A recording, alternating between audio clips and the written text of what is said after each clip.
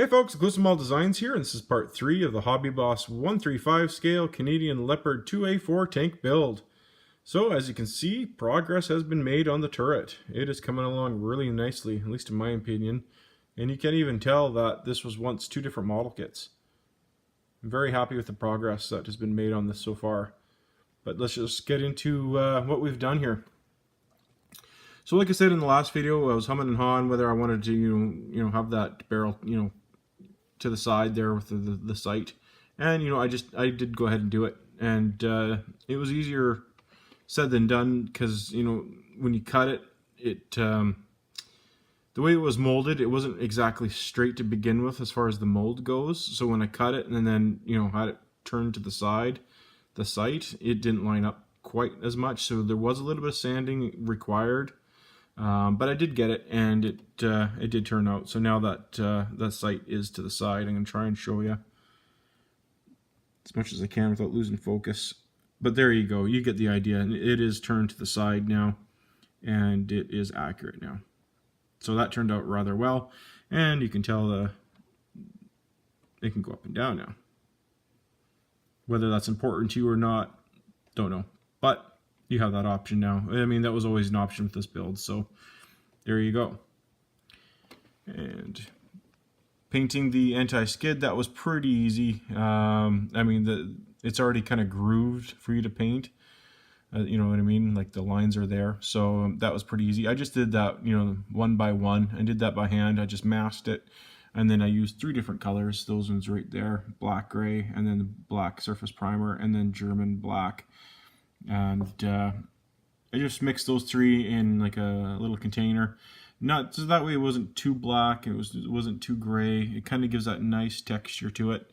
I just did one by one. I mean, it still kind of looks black, but it has that nice not used look, but you kind of gives you the idea there.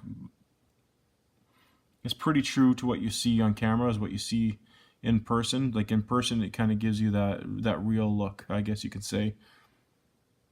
Real in life look, I guess. I don't know how else to explain.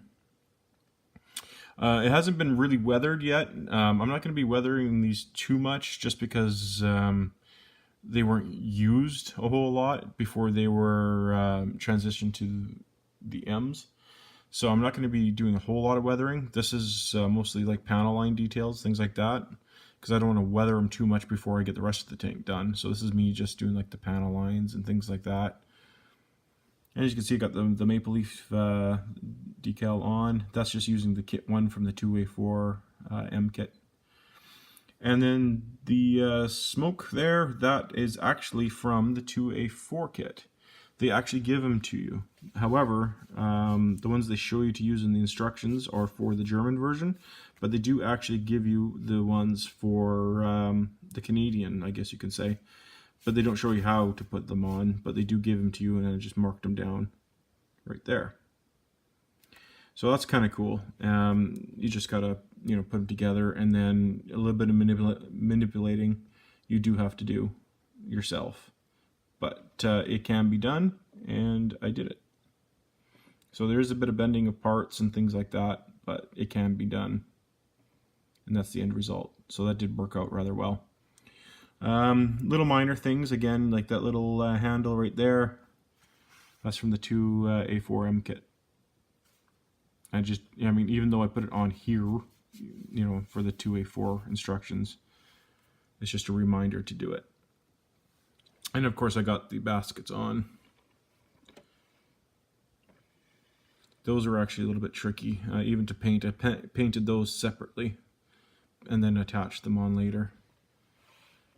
The photo etch parts, for some reason, at least with my luck, they're hard to paint, and the paint chips easy. So, I painted those separate, and then put them on, and then of course I'm going to fill them up with MRE boxes and little trinket things just to add to the model later.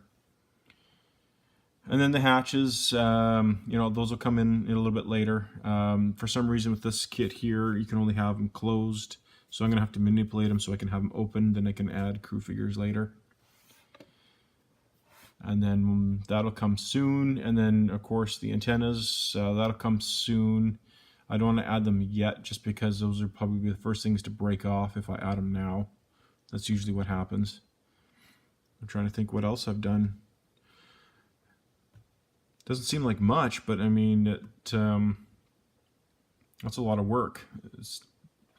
As for painting, what I've done is first I primed it in white, and then I used the TS91 as my main color.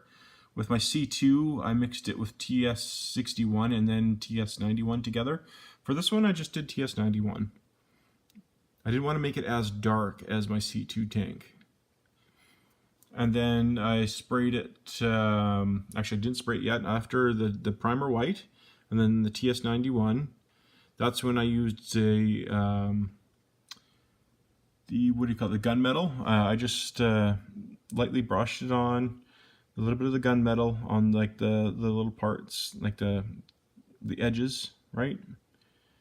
And then with the brush part, I used the silver, and then slowly, I'm gonna see if I can show you, if you just kind of brushed it all over the model very lightly, and if, I don't know if you can see the glimmer just ever so slightly. And then I sprayed the model completely over with the TS90, or sorry, the TS79, and that gave it a semi-gloss. And then after that, I mixed with the odorless terpenoid and the Starship Filth mixed in with the green. I made like a wash and washed the entire model over with that.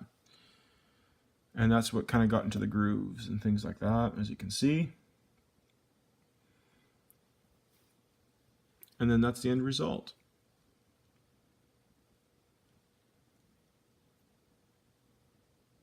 And some parts I did add flat to, like the canvas right there. I did that with the flat. And that's the end result. And then later, of course, once the rest of it's built, that's when I'll add some of the weathering. Depends on how I want to display this, if it's going to be in a field or not. And that's where I'll add the dust and stuff. That'll come later. And as you can tell, the line is completely hidden. I don't think you can tell that this was once two different models.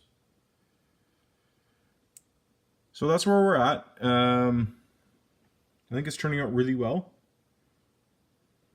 In the next step after this, of course, I got the bottom part of the hull painted, and now this part here, there's going to be a lot of parts that I can already tell that are going to be coming from the 2A4M kit that'll be placed here onto, you know, there's going to be parts here and at the end, and a few others. So I'm really glad that I have the 2A4M kit, because otherwise this 2A4 kit definitely wouldn't be happening. So there we go. Let me know what you think so far of the 2A4 Canadian, and you know, what you think of her. So thanks so much for watching. Please like, share, and subscribe as always, and have yourself a good one. Bye.